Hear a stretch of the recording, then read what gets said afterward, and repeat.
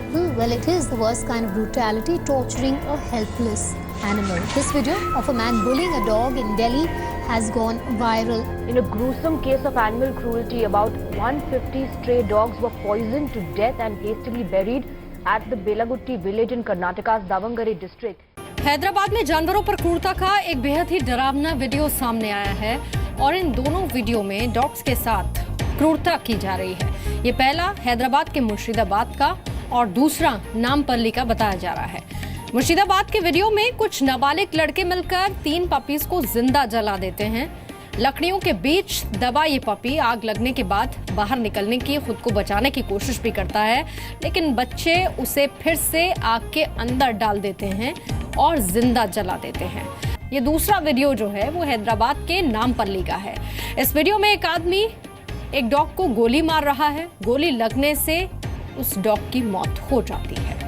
A horrifying video of a man throwing a dog from a terrace has surfaced on Facebook and it's widely being circulated. The dog shakes and whimpers as the man smiles at the camera and holds him by the neck and the dog's back. He then drops the canine from a height and the video ends with the sound of the dog crying in pain.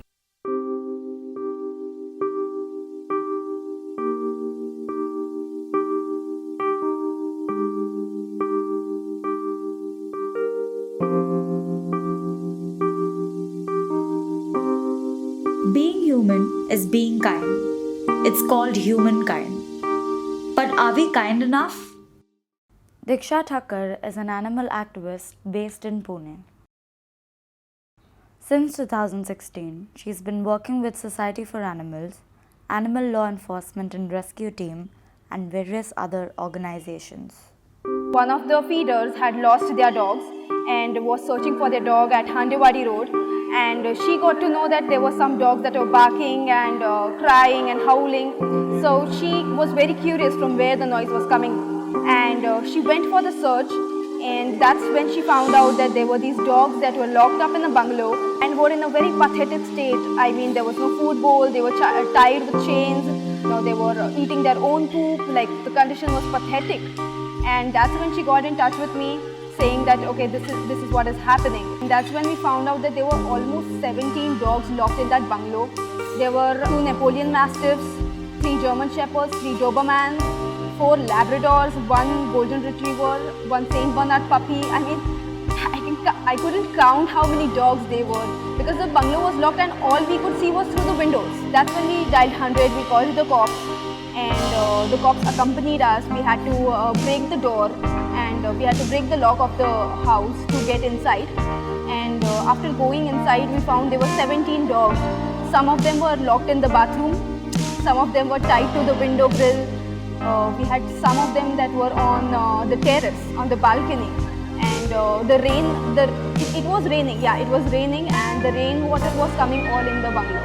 And on the second day, we got to know, through the police investigation, that there was an owner, and he had gone to Bombay, basically. He wasn't in town, and it was very heartbreaking that how people could just leave their dogs in the bungalow. That's when we came to know that he was breeding these dogs, because there was a Saint Bernard puppy, there was a pregnant female, a pregnant lab, and we had to rescue them. So, and these the huskies that you'll be breeding in November, how much those cost? Most puppies are buying up 50,000 to 1.5 lakhs. Okay. Depending on what is what. Okay. And so I just wanted to make sure, I've heard a lot of scary stories about breeders in India. This is all like safe breeding, right? Legal? People who breed dogs and cats profit at animals' expense. Every puppy or kitten who is produced by any breeder, a stray awaiting adoption at a shelter loses his or her chance of finding a home. Indian government has given certain guidelines for legal breeding. Illegal breeding not only adds to the overpopulation, but also sacrifices animals' health, which often results into cruelty. The story of Rumi, a wedding horse, who was rescued on 5th of December 2018. It was morning around 10 o'clock, and I receive a call from a lady from Koregaon Park saying that there's a horse, a white horse that has been decorated but has been limping and has been beaten up by the owners very badly. She had taken a video clip of it and she sent that video clip to me, saying that she desperately needs help for this horse. I rushed to the spot and find that there was a nail that was stuck in her hoof and was bleeding very badly. And still these people were beating her up to walk and drag her to the wedding because they were getting paid for that wedding. And that's when we rushed to the police station and we call up the owners of the horse that there has been immense cruelty to this horse. The horse owner argued a lot. After almost 2 hours spending at police station and 5 hours of trying to convince the owner that it was a cruelty, because he was not ready to accept that okay, they were being cruel to the horse. For them it was a business. The horse was just a thing that they were using for the wedding. And after a lot of support from the police, we were able to rescue Rumi. And at around 7 in the evening, finally we had an ambulance come over to pick her up from Rescue Charitable Trust, which is in Baodhan, and we could send her for her medical aid. That's when we found out that her condition was very, very severe because the nail stuck in her hoof was since I don't know how long, and these people were just ignoring how bad the condition of the horse was. She was completely skinny, but she was decorated in such a way that people wouldn't even come to know that she was in a bad state. And finally we were able to rescue her. Now she is living a happier life at Rescue Charitable Trust. In 2017, I was appointed as a zonal head to coordinate for the animal birth control program in Pune city, where I was working closely with municipal corporation and feeders and animal lovers to use the birth control of the overpopulating dogs.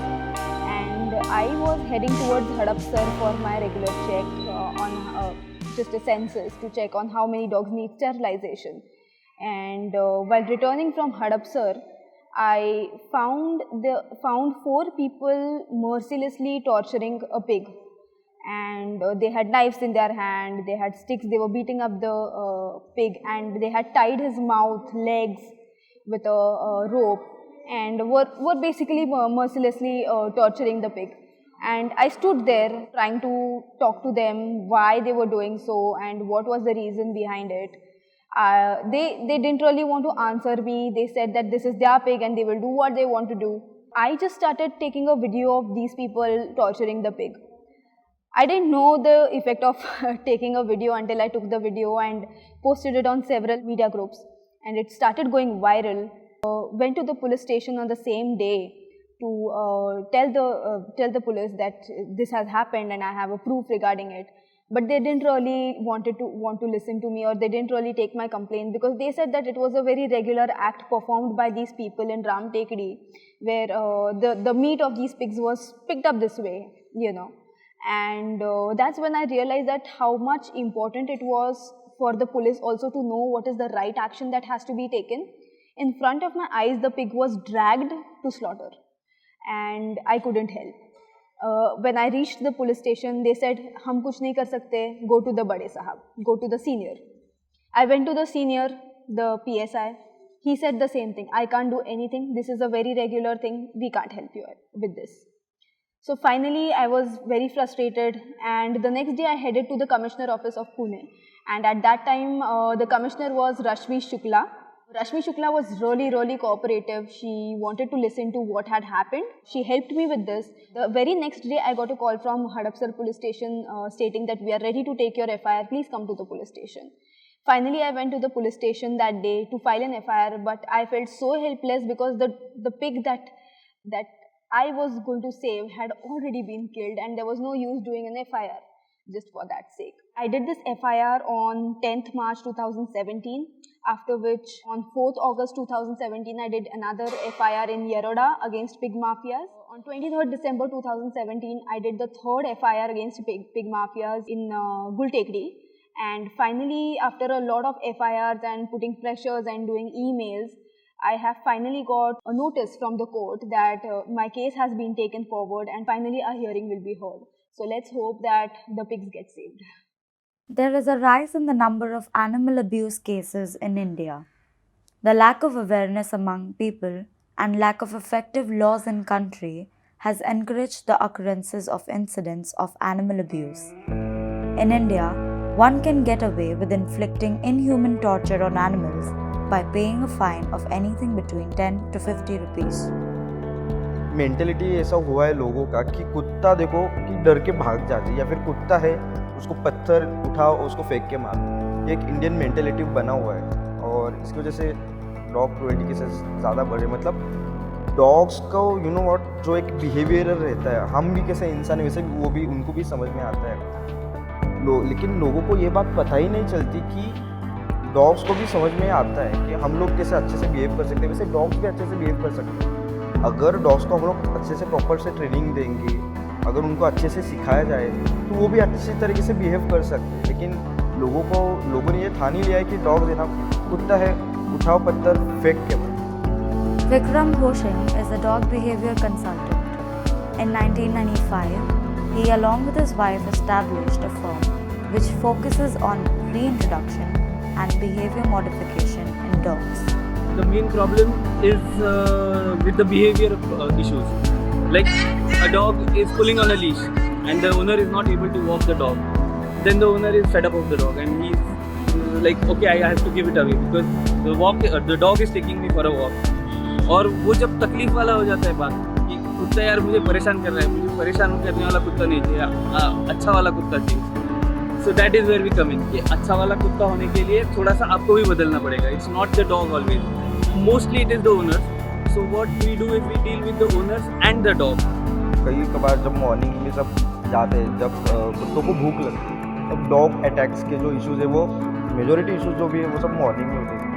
तो dogs का जो stylus है, जो supreme court ने जो order दिया हुआ है, अकॉर्डिंग टू दैट ऑर्डर एक एनिमल बर्थ कंट्रोल, फिलहाल जितने भी डॉग्स के इश्यूज़ बढ़ रहे हैं तो सुप्रीम कोर्ट ने प्रोविज़न निकाला है इसके ऊपर, ABC प्रोटोकॉल जिसको हम लोग बोलते हैं, जो सुप्रीम कोर्ट का ऑर्डर है जो कि इम्प्लीमेंट करना चाहिए गवर्नमेंट ऑफ जितने भी म्यूनसिपल कॉर्पोरेशन है। तो जो काम जो म्यूनसिपल कॉर्पोरेशन का है वो लोग काम म्यूनसिपल कॉर्पोरेशन करते नहीं है और लोगों को ये बात पता भी नहीं है कि अगर डॉग का आपको कोई इशू है तो animal welfare board of India है, PFA है, कई सारे NGOs है जो डॉग के जो भी इश्यूज़ है उनको लेके उनको हेल्प कर सकते हैं। तो ये अवेयरनेस करना बहुत ज़रूरी है।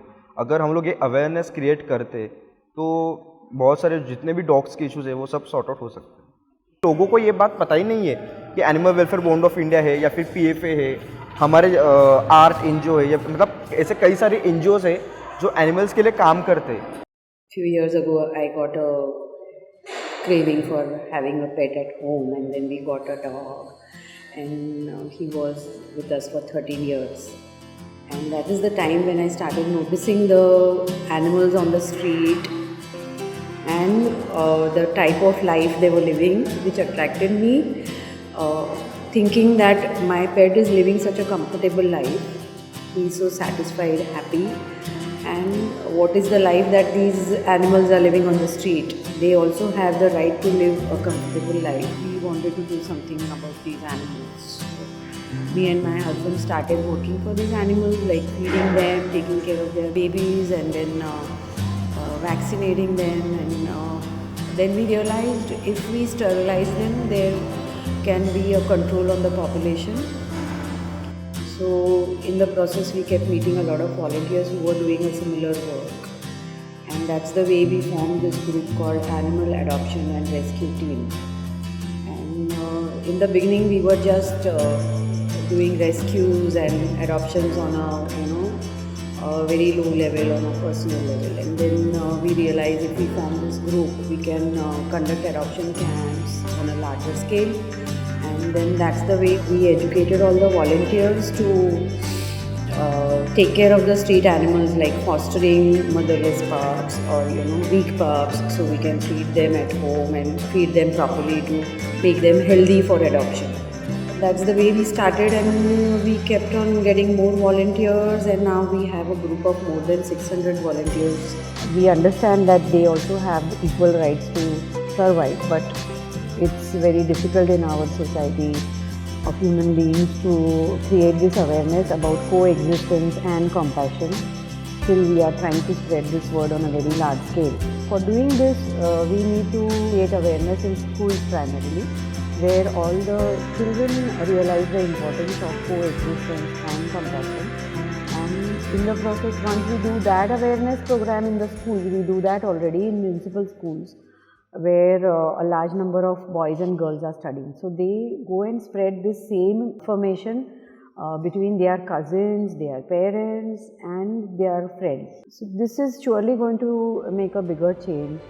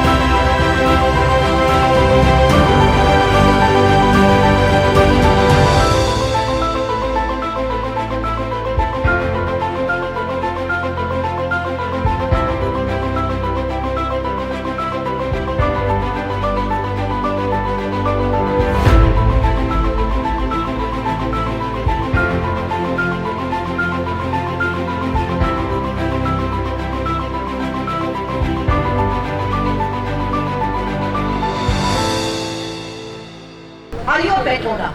I am. All right. And how many pets do you have? Lovely, lovely.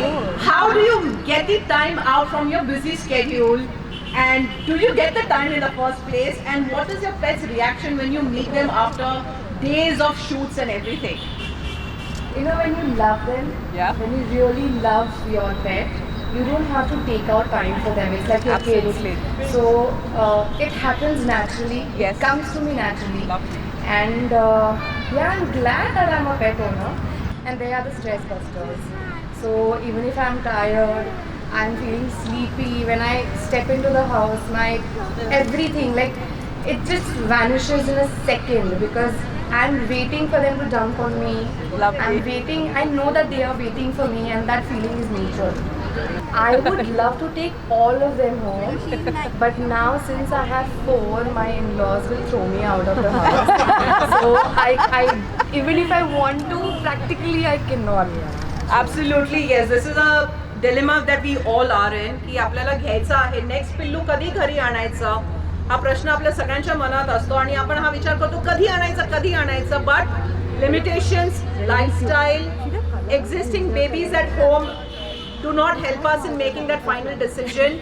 But that's why we have adoption camps where you can come and just be a part of this team. And 2 words from you. I would say this is a noble thing that you all are doing, and you know, I feel very sorry about these pets. You know, these dogs or cats who have been abandoned and been just thrown away, like, and it's not human. So I would say that, you know, you guys are doing a great job, and I would love to be a part of it. I would love to be a part of a rescue team as well, because I love dogs. I love animals, and whoever isn't, I mean, come on, I mean, we have to do it together. The greatness of a nation can be judged by the way its animals are treated. If being human is being kind, then are we human enough?